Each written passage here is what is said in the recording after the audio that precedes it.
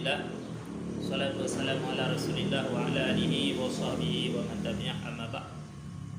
Pada kesempatan yang sangat singkatnya, hari ini saya bahas tentang masalah hak suami atas istrinya.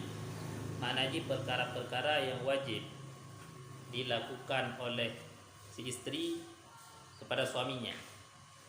Yang pertama sekali, bahwa jangan menegahkan akan dirinya, dan jikalau ada istri itu di atas belakang katibah sekalipun. Hak yang pertama sekali yang wajib dilakukan oleh si istri kepada suami adalah oleh si istri jangan pernah sekali-kali menegahkan akan dirinya daripada si suaminya seandainya si suaminya memerlukan dia. Sekalipun dipegah di Nabi si istri tersebut di belakang katibah sekalipun. Karena dalam sebuah riwayat disebutkan oleh Rasulullah SAW di dalam sebuah hadis, "Idza da'a ar-rajulu zaujatahu li hajatin falyatiyannahu wa in kanat alat tanuri." Apabila memanggil oleh seorang kamu akan istrinya dihajatin karena satu keperluan, pui gede nama berle suami terserah nyan falyatiyannahu, si istri wajib untuk mendatangikan suaminya, wa ingkanat alat dan nuri, sekalipun adalah si istri tersebut di atas dapur sekalipun. Dia pada dapur dengan bagus juga. Dek masih nyan walaupun gede hangah boboh mano, inan gede pada dapur dengan hijrah, tetap oleh si istri wajib untuk dijak dipenuhi panggilan si suaminya dihajatin karena satu keperluan. Kemudian, dan tiada harus atas perempuan itu puasa sunat melainkan dengan izin suaminya. Maka jika berbuat ia, niscaya berdausalah perempuan itu dan lagi tiada diterima daripadanya. Yang kedua, hak yang wajib dilakukan oleh si istri kepada si suami, bahwa terhadap si istri tiada boleh untuk dipuput puasa sunat melainkan puasa wajib. Puasa wajib mana urusan suami, puasa sunat melainkan dengan izin daripada lakau. Di waktu malam bila seandainya singa huro leti kurumuh kena puasa, yang waktu malam ji wajib tayang le balakau bang singa lungi tu puasa sunat Senin atau Kamis atau puasa sunat lain-lain. Munyo le dilakau pegah hajud berarti dibolehkan kepada si istri untuk berpuasa. Tetapi bila seandainya dia silakau itham hadibi, maka nyo terhadap si istri tidak dibolehkan untuk melakukan puasa sunnah, dan terjadi cik di puasa tanpa ada izin, tanpa izin daripada si suaminya, maka berdausalah si istri, dan puasa tersebut hana diterima, hana kepunang dengan puasa, tetapi cuma kepunang adalah tenda dengan tenggerak, hana kiranya puasa hana pahala. Kemudian yang ketiga, tiada harus pula memberi sesuatu yang daripada rumahnya melainkan dengan izin suaminya, melainkan dengan makanan yang basah yang ditakuti binasa. Maka yaitu haruslah bagi perempuan itu memberi akan dia bagi seorang dengan tiada izin suaminya. Maka jika berbuat ia, niscaya adalah bagi suaminya itu pahala dan adalah atas perempuan itu berdosa. Hak yang wajib dilakukan oleh si istri kepada si suami yang ketiga adalah si istri tidak boleh sama sekali untuk memberikan sesuatu makanan daripada rumah suaminya melainkan dengan ada izin daripada si suaminya, ataupun melainkan makanan tersebut merupakan makanan basah, lagi cagu atau lagi kuah yang bagah basi. Menyatakan berarti hanaibi takut binasa, menyatakan preh walako berarti kabasi kuah-kuah, kabasi cagu-cagu. Nya berarti dibolehkan terhadap si istri untuk ijuk kepada seseorang dengan tiada izin si suami kerana takut binasa. Ijuk basi itu bazib. Cuma dia jadi cit makanannya kan makanan basah ataupun sesuatu yang lain yang han basi. Ijuk le si perempuan tanpa izin daripada si suami, hanya itu yang balak koile. Nya oleh Allah Subhanahu wa taala beri ketentuan kepada si istri tersebut berdosa, dan kepada si suami tetap merupa pahala daripada pahala sedekah makanan bunuh. Jadi si suami merupa pahala, isteri hanya pahala, bahkan itu yang merupa adalah dosa. Maka kerubah matang dapubut kita yang si istri bila seandainya dapubutnya kena bersedekah tanpa izin daripada si lakau. Kemudian tiada harus pula ia keluar daripada rumahnya melainkan dengan izin suaminya.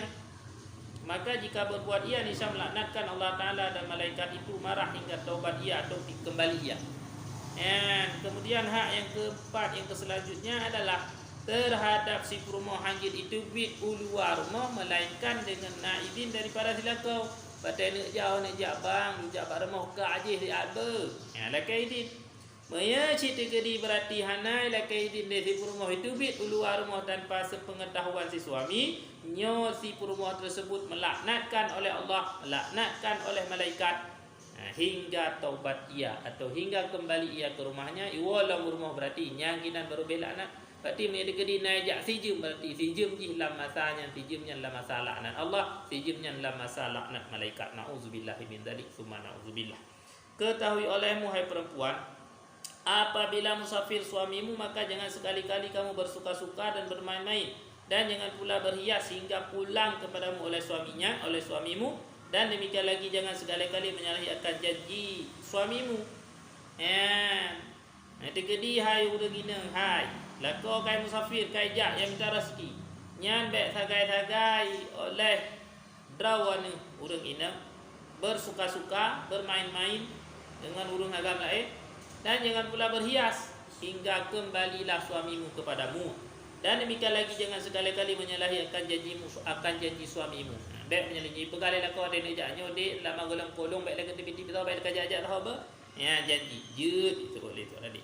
Nya selama kai tu ujudnya berarti kai pegang janji bunungan lakau, maka terhadap si isteri tidak boleh sama sekali untuk melanggar janji daripada si suami tersebut. Dan kata Imam Ghazali, seorang lagi keluar ia kepada musafir dan berjanji ia dengan istrinya bahwa jangan turun daripada rumahnya tempat yang di atas kepada tempat yang di bawah. Jadi jamun dipegah oleh Imam Ghazali, jamun masa jamun nasi draw lakoi pegah bak rumah bahawa untuk baik tebit-tebit daripada rumah ji, sedangkan si lako kena rencana musafir. Maka hani bitren daripada tingkat yang ada kepada tingkat yang yub. Padahal tingkat yang yubnya adalah tinggallah salah sidra daripada ungsi dina. Berangkatlah si suami. Maka pada ketika berangkat si suami, bapa daripada si inang tersebut sakit. Tinggal giyuk yang tingkat tak yuk tinggal. Sakit dia. Maka geyu leuri inang tersebut bagi utusan gejak Rasulullah SAW tu dia lakai idin pujit gedran katnya dari hati kepada yuk, sedangkan katnya kalian menjanji dengan lakuhan tebit-tebit daripada rumah. Maka dijalah utusannya Rasulullah tu ya tayang. Dijawab oleh Rasulullah SAW, perbuat taat olehmu akan suamimu. Aurina taat kepada laku. Perbuatan kepada laku mufungji berarti leurina yang bunuh kali berjanji dengan laku gehan ketibit-tibit daripada rumah. Maka oleh Rasulullah geyub agaknya untuk back turn uyub, walaupun yubnya adalah na urusi agam yang tinggal sakit, tetap geyub taat kepada suaminya oleh Rasulullah. Maka anak trip lawet dia hanya laku dalam yuwa, matilah bapaknya itu. Mati bapak meninggal, bapak yang tinggal tingkatan yub guna. Maka minta izin perempuan itu akan Rasulullah SAW untuk getebit daripada tingkatan ayah untuk getren kepada tingkat yub dia kala ayah agak meninggal. Maka dijawab oleh Rasulullah, taat olehmu akan janji suamimu. Tetap taat kepada janji lakau guna bahawa baik tebit daripada rumah segala melakau iwau.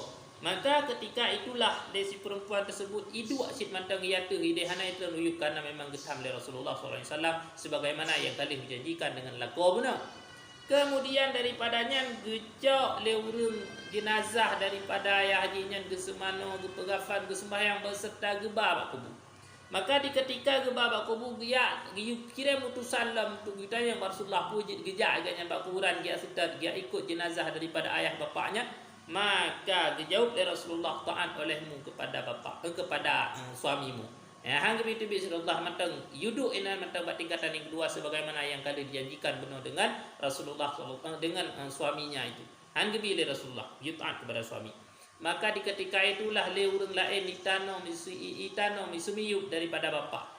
Sinang tersebut le sinang yang tanpa dihadiri pemakaman daripada bapaknya tersebut. Kemudian geyu oleh Rasulullah SAW kepadanya mengkhabarkan akan dia bahawa sungguhnya Allah SWT telah mengampuni bagi bapaknya itu sebab taat bagi suaminya. Dia hanya geyu oleh Rasulullah SAW geyu pegah bak sinangnya. yang bahawa oleh Allah Subhanahu wa taala kagak ampun bapa jihnya gara-gara jih taat kepada laku. Ya, kena mefek. Hidrau deng inang sidrau anak yang kalih berkahwin dia berucik kepada orang lain, kepada laku jih taat kepada laku, dengan sebab jih taat kepada laku, oleh Allah Subhanahu wa taala ampun dosa daripada ayah jih benarnya gara-gara sebab jih taat kepada laku. Pada seandainya jihitran daripada tingkat yang kedua untuk tingkat yang iup, ya tahu runcik jih yang akan meninggal, ya kala runcik yang akan meninggal, maka sungguh runcik jih hanya merupakan keampunan daripada Allah Subhanahu wa taala. Nya kelebihan berarti si isteri taat kepada si suaminya, walaupun kurumah haji nodu cukup ledak tak yang tekadan ana yang taat seperti demikian rupa kepada si suaminya, tebit daripada rumah ana begah pi balako jak aju ho yang kana jak ho yang kamu jak aju jak bengah bahkan na yang pernah wa malam nyo adalah merupakan ciri-ciri bukan perempuan yang taat kepada suaminya. Maka hendak aja lagi kita lebih teliti di dalam kehidupan di dalam dunia ini. Semoga hidup kita sampai-sampai dalam ridha Allah Subhanahu wa taala. Amin amin ya rabbal alamin. Hadanallahu wa iyyakum ajma'in. Assalamualaikum warahmatullahi wabarakatuh.